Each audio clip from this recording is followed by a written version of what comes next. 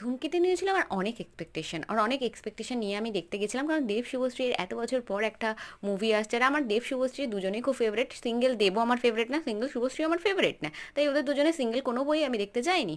আর আমাদের শো ছিল 5:30তে, আমি পৌঁছিলাম 5:28-এ, এতটাই টাইম পাঞ্চুয়াল। অ্যাকচুয়ালি সিঁড়িতে উঠতে গিয়ে আমি একবার পড়েও যাচ্ছিলাম ভিডিও করতে করতে, এতটা লেট হয়ে গেছিলো। আর এতটা লেট হয়ে গেছিলো আমি কোনো খাবার কিনেও ঢুকতে পারিনি, কারণ আমি ভেবেছি মুভি একটা স্কিপ করা যাবে না, আমার খাবার স্কিপ হয়ে যাক।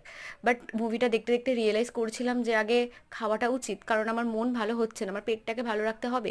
আর ছিল শনিবার, অন্য কোনো খাবার খেতে পারবো না, তাই আমি নিয়ে নিয়েছিলাম অনেক কটা চিপস, কারণ চিপসের মধ্যে কোনো মাছ মাংসের ছোঁয়া থাকবে না, কারণ প্যাকেজ করা থাকে।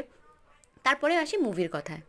মুভিটা দেখে আমি একটা কথাই বলবো, তারা ফার্স্টেই বলেছিল এর থেকে বেশি কিছু আশা করো না। আমি তো করে গেছিলাম অনেক আশা। যাই হোক, দেব শুভশ্রীর কিছু মোমেন্ট ছিল যেটা আমার খুব ভালো লেগেছে, আশা করি তোমরা বুঝতে পেরেছো।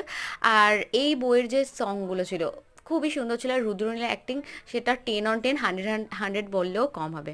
আর আমার মতন কে কে ধূমকেতু দেখেছো, আর আমার সাথে কে কে একমত নিশ্চয়ই কমেন্টে জানাবে। আর ভিডিওটা ভালো লাগলে একটা লাইক আর চ্যানেলটাকে সাবস্ক্রাইব করে দেবে। টাটা।